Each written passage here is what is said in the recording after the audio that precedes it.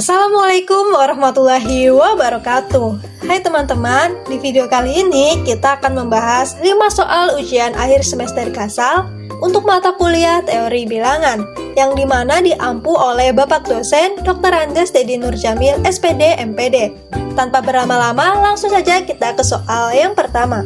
Tentukan FPB dari 3077 dan 288 dan nyatakan FPB tersebut sebagai kombinasi linear.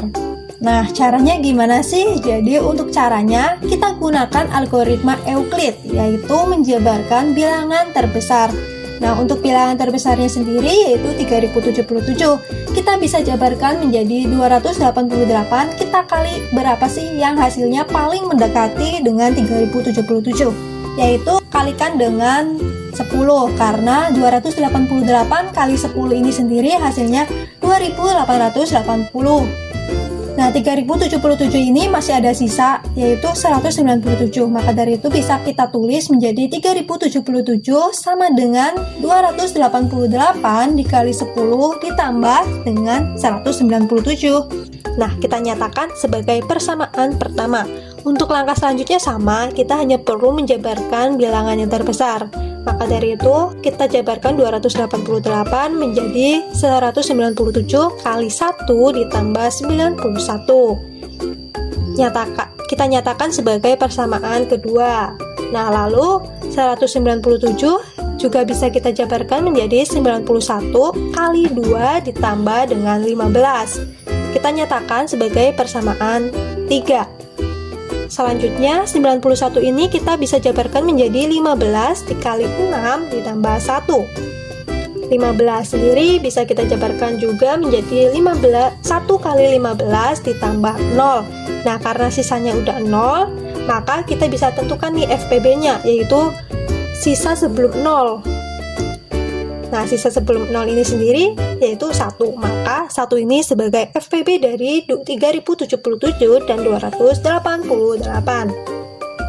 Untuk selanjutnya kita akan nyatakan FPB tersebut sebagai kombinasi linear. Nah, perlu kalian ingat juga bentuk umum dari kombinasi linear ini sendiri yaitu FPB dari A dan B itu sama dengan A dikali M ditambah B kali N. Maka FPB dari 3077 dan 288 sama dengan 3077 kali M ditambah 288 dikali N. Untuk FPB-nya sendiri yaitu 1. 1 ini bisa kita ubah ke dalam bentuk persamaan yang ada di atas, yaitu di persamaan 4. Maka 1 sama dengan 91 dikurang 15 dikali 6. Lalu untuk 15-nya juga bisa kita ubah ke bentuk persamaan 3. Maka untuk 1 sama dengan 91 dikurang dalam kurung 197 dikurang 91 dikali 2 dikali 6. Maka untuk satunya yaitu sama dengan 91 dikurang dalam kurung 197 dikali 6 dikurang 91 dikali 2 kali 6 yaitu 12. Maka dikurang dengan 91 dikali 12. Maka 1 sama dengan 91 dikurang dengan negatif 91 kali 12, maka untuk hasilnya yaitu 1 sama dengan 91 dikali 13 dikurang 197 dikali 6. Lalu 91 ini bisa kita ubah ke bentuk persamaan 2, jadi 1 sama dengan dalam kurung 288 dikurang 197 dikali 1 dikali 13, lalu dikurang dengan 197 dikali 6. Maka 1 sama dengan 288 kita kalikan dengan 13 dikurang 197 dikali 1 kali 13 itu kan 13, maka dikurang dengan 197 dikali 13. Lalu selanjutnya kita juga kurangkan dengan 197 dikali 6. Maka 1 sama dengan 288 dikali 13 dikurang 197 dikali 19. Nah, selanjutnya 197 ini juga bisa kita ubah ke bentuk persamaan yang pertama, Jadi untuk satunya yaitu sama dengan 288 dikali 13 dikurang dalam kurung 3077 dikurang 288 dikali 10 dikali 19. Maka 1 sama dengan 288 dikali 13 dikurang dalam kurung 3077 dikali 19 dikurang 288 dikali 10 kali 19 yaitu 190. Selanjutnya untuk satunya menjadi 288 dikali 203 dikurang 3077 dikali 19. Selanjutnya untuk satunya sama dengan 288 dikali 203. Nah ini kenapa jadi positif? Karena di persamaan yang di atas yaitu diperlukan positif 3077. Maka untuk negatifnya kita masukkan atau 19 ini menjadi negatif agar 3077 ini menjadi positif karena yang diminta itu 3077 nya positif. Maka 1 sama dengan 3077 dikali negatif 19 ini hanya pindah posisi ya, jadi sama saja, ditambah 288 dikali 203. Dapat disimpulkan untuk M nya yaitu negatif 19 dan N yaitu 203. Oke, kita lanjut ke soal yang kedua, yaitu buktikan bahwa 2 pangkat 36 dikali 3 pangkat 38 habis dibagi 14. Nah, definisi dari habis dibagi ini sendiri artinya apabila suatu bilangan jika dibagi dengan suatu bilangan yang lain, untuk sisa pembagiannya itu harus 0 atau hasil pembagiannya harus bilangan bulat. Maka dari itu, untuk mengerjakannya kita bisa menggunakan konsep modulo. Pertama kita akan mengerjakan untuk 2 pangkat 36 terlebih dahulu. Nah, 2 pangkat 36 ini sendiri nanti akan kongruen dengan berapa sih untuk modulo 14.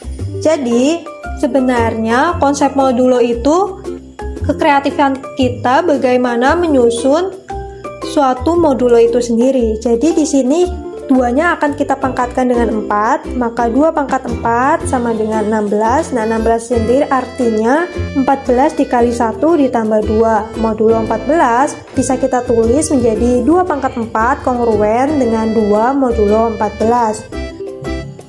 Nah, selanjutnya kedua ruas kita pangkatkan 4, maka 2 pangkat 4 dipangkatkan 4 itu kongruen dengan 2 pangkat 4 modulo 14. Nah, kita tahu bahwa 2 pangkat 4 modulo 14 artinya 2 modulo 14.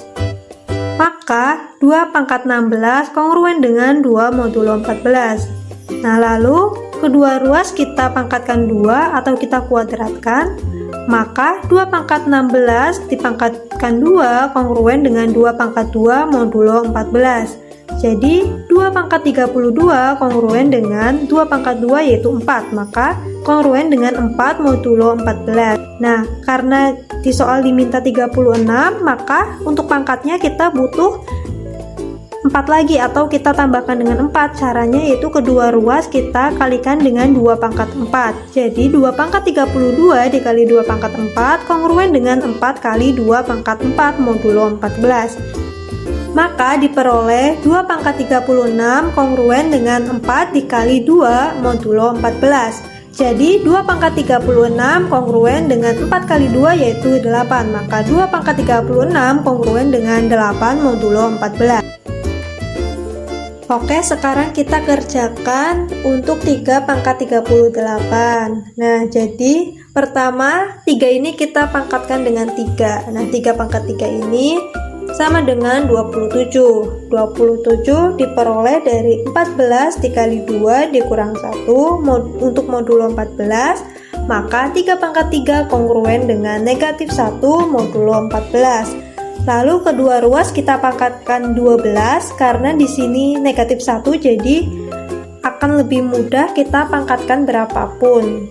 Karena hasilnya itu akan 1, hanya saja tandanya saja yang akan berubah. Jadi 3 pangkat 3 di pangkat 12 kongruen dengan negatif 1 pangkat 12 modulo 14. Nah, untuk negatif 1 dipangkatkan dengan 12 itu sama dengan 1. Karena pangkatnya berupa bilangan genap, jadi tandanya akan berubah menjadi positif, sehingga menjadi 3 pangkat 36 sama dengan 1 modulo 14. Nah, lalu karena di soal kita perlunya pangkat 38, maka pangkatnya perlu kita tambahkan dengan 2, dengan cara kedua ruas kita kalikan dengan 3 pangkat 2. Sehingga untuk 3 pangkat 36 dikali 3 pangkat 2 kongruen dengan 1 dikali 3 pangkat 2, yang dimana diperoleh 3 pangkat 38 kongruen dengan 9 modulo 14. Maka 2 pangkat 36 dikali 3 pangkat 38 kongruen dengan 8 dikali 9 untuk modulo 14. Artinya 8 kali 9 yaitu 72, maka 2 pangkat 36 dikali 3 pangkat 38 kongruen dengan 72 modulo 14. Nah, 72 ini sendiri bisa kita peroleh dari 14 dikali 5 ditambah 2 untuk modulo 14. Maka bisa kita tulis menjadi 2 pangkat 36 dikali 3 pangkat 38 kongruen dengan 2 modulo 14.